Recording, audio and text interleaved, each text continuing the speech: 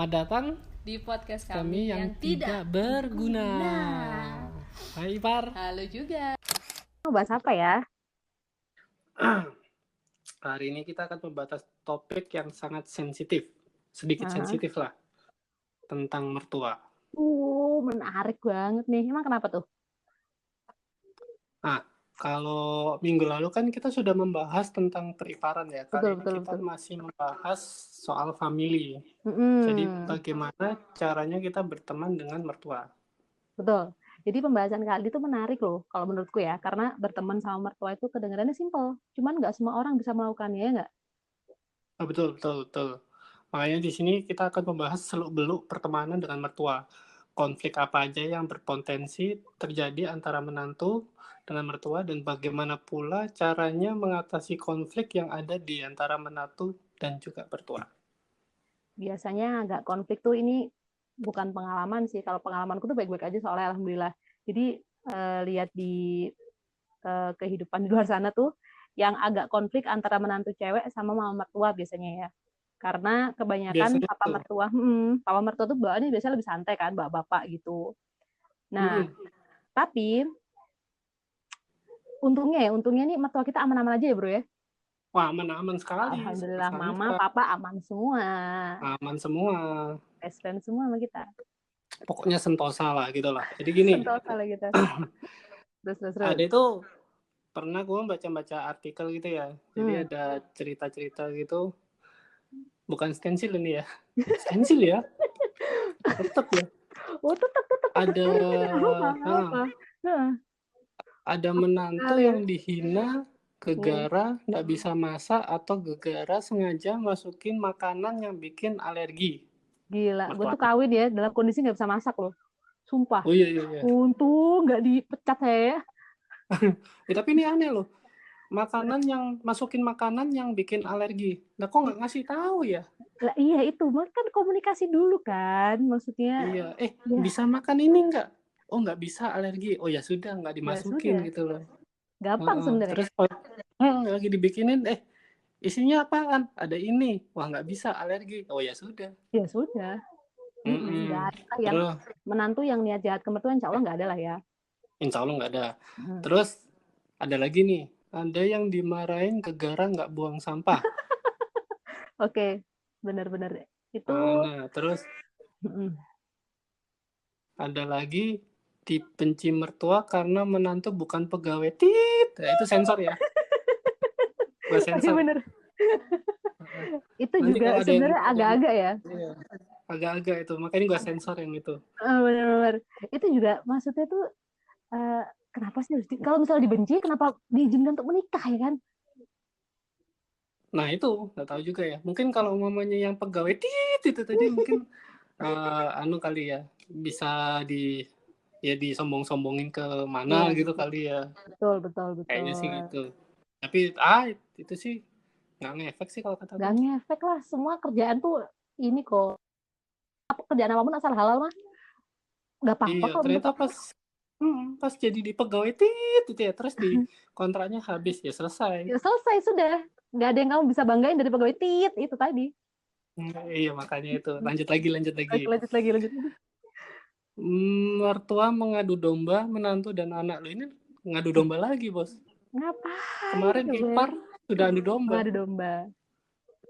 Terus ini mertua ngadu domba menantu sama anak. Ada sih mungkin tuh kalau dari perspektif aku nih ya, itu jadi tuh adalah rasa sayang orang tua ke anak kandung yang berlebihan gitu. Jadi dia tuh kadang merasa si anaknya ini sekarang nggak perhatian lagi ke dia, tapi lebih perhatian ke istri atau suaminya.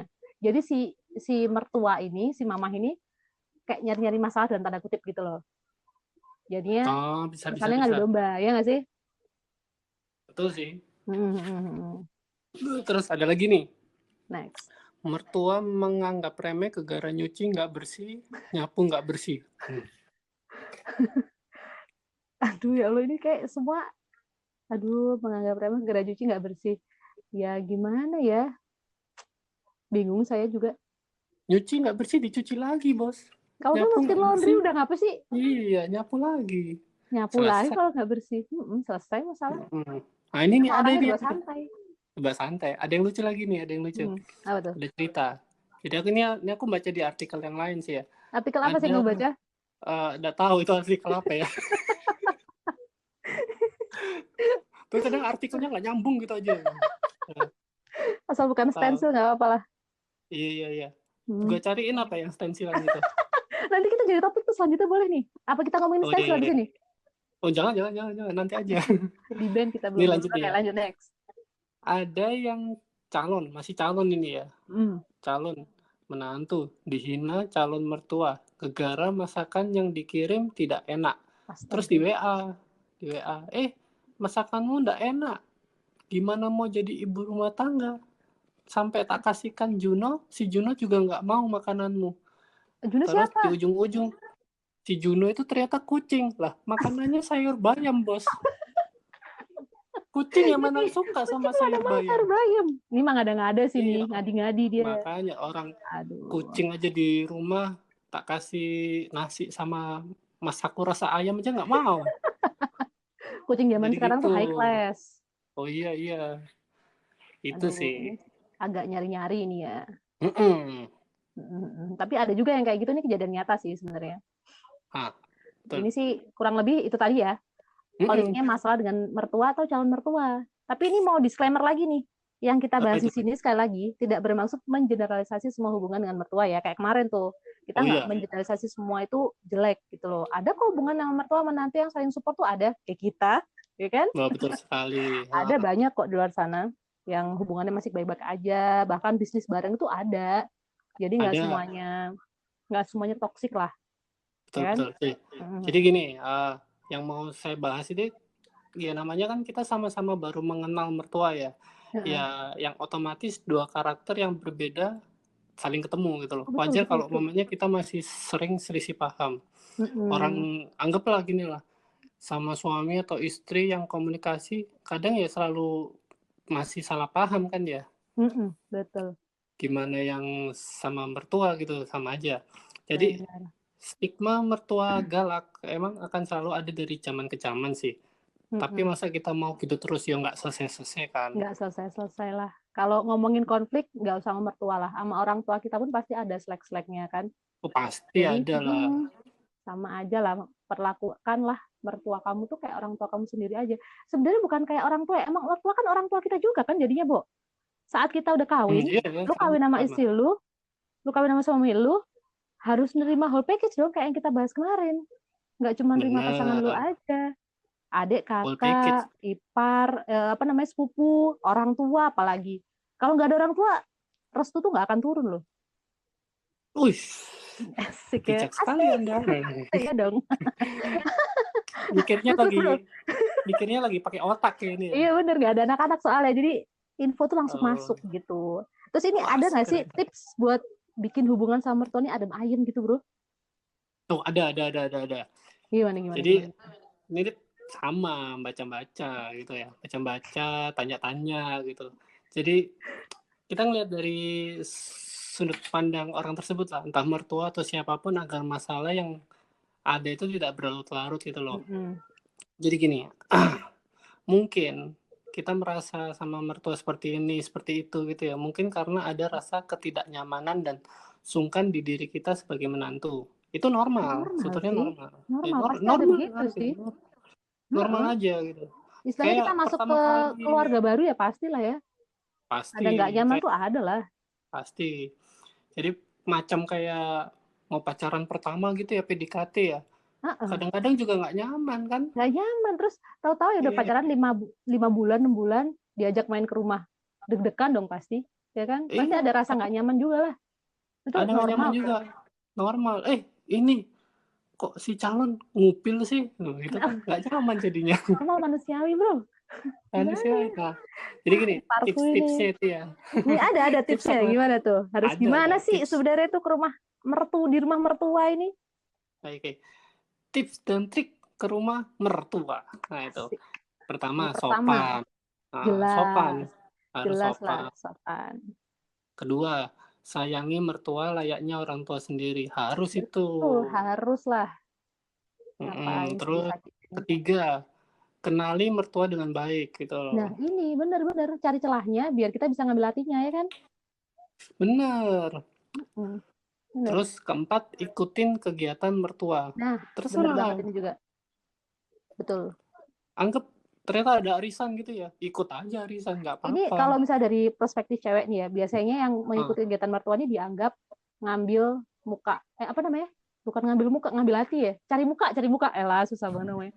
Cari muka ke mertua. Tapi menurutku tuh nggak apa-apa. Kamu cari muka ke mertuamu sendiri buat ngedapetin hatinya, kan nggak apa-apa, nggak salah dong. Nggak salah. Kadang gue juga ikut mertua arisan, ikut. Ember, iya saya juga ikut kemana-mana. Dan nggak apa-apa itu menurut saya. Nggak apa-apa, cek malah aja, lebih ini kok. ya. Lebih apa namanya tuh, chemistry-nya tuh malah lebih oke gitu loh. Nah, terus ini lanjut nih, yang kelima. Jangan pernah putus komunikasi. Nah, itu penting tuh. Benar. Harus jalan terus komunikasinya. Biar lebih saling mengenal. Biar itu terbentuk chemistry itu tadi. Betul. Terus yang keenam, minta saran dan nasihat. Nah, ini kalau menurutku nih, minta saran dan nasihat ini agar si mertua ini selalu merasa dibutuhkan gitu loh. Jadi dikasih afeksi. Ya, afeksi? Lu ngerti afeksi nggak sih? Nggak tahu. Afeksi itu apa sih? Dikasih perhatian. Jadi kita minta saran sama nasihat itu bukan berarti kita sengsara terus hidupnya, bukan. Tapi kita ada cara kita untuk ngasih perhatian ke orang tua bahwa mereka tuh, kita ngebuktiin ke mereka bahwa mereka tuh ada gitu loh. Ngerti nggak sih maksudku gimana? Aku aja nggak ngerti loh maksudku tuh gimana. Maksudku tuh si mertua ini kita kalau dianggap ada sama orang tuh enak loh rasanya. Ngerasa dibutuhin sama orang tuh enak loh rasanya. Kita memperlakukan kayak gitu ke mertua juga. Kita minta saran, minta nasihat soal kehidupan. Itu orang tua tuh seneng. Oke. Gitu. Oke, lanjutlah. Udah ini. Biar saya lama-lama. Terus bawa makanan dan hadiah. Wah, iya betul. Kasih makan, kasih martabak juga udah demen mereka. Jangan dibandingkan mertua dengan orang tua sendiri, karena kan setiap orang pasti berbeda. Itu pasti berbeda. Iya loh. Jangan dibandingkan lah. Hidup sama orang tuamu sama hidup mertua pasti ada bedanya. Nah, terus aja. Kesembilan tuh, jangan lupa untuk selalu membantu. Nah, itu perlu tuh. Perlu itu, bener lah. Jangan lupa untuk membantu. Nah, tuh aktif dalam kegiatan rumah tangga. Tuh. Terus yang terakhir itu, ini intinya. Sabar. Sabar tuh ada batasnya nggak sih, bro? Kalau kataku sih sabar nggak ada batasnya. Kalau umpamanya sabar ada batasnya, berarti ya nggak sabar namanya. Ya, di mana-mana itu. Yang aku paling menolak sekali dari Pak Bo ini. Ini aku mikir pakai saya dengan luar biasa. Mikir pakai otak soalnya. Koordinat otak lagi pas ya. Tadi aku mikir pakai mata kaki soalnya. Beda. Saya pakai telapak kebetulan. Gitu. Lebih bawah lagi saya. Itu tips sama triknya sih. Ya, itu kurang lebih tips dari kami nih yang awam dan absurd ini. Jadi udah bisa ditarik kesimpulan ya. Jadi kesimpulan sih simpel sih, berbuat baiklah sama semua orang. Karena gimana pun kondisinya, mertua itu udah jadi orang tua kita sendiri. Betul sekali. Toh, ente nikah kan ya dapatnya full package ya, dari ipar, dari dapat mertua juga, bude-bude, pade-pade, kakek-kakek, nenek-nenek, semua lah. Jadi jangan mau enaknya aja. Jadi inilah, sebetulnya ini buat teman-teman ya, ini obrolan kami yang sangat tidak berguna kayaknya. Part 2 ini, episode 2 ini, bayangin. Semoga ada manfaatnya loh, tapi siapa tahu ada manfaatnya buat teman-teman. Siapa tahu, alhamdulillah kalau ada manfaatnya. Kalau nggak ada manfaatnya, iya nggak apa-apa. Udahlah, dengerin aja. Itu nggak masalah. Gitu aja nih berarti. Gitu aja, nanti kita lanjut lagi di episode ketiga. Kayaknya episode ketiga bakalan lebih berpikir ya. Berpikir, pasti lebih seru juga. Topiknya akan lebih serius. Pembahasannya lebih dalam lagi. Tapi surprise. Iya. Soalnya yang ketiga kayaknya gue mikirnya pakai otak. Gue udah mulai naik dikit nih ke tulang belakang. Jadi agak beneran. Oke deh kalau gitu. Ya. Oke. Sampai ketemu lagi ya. Be kind everybody. Oke, dadah. Bye.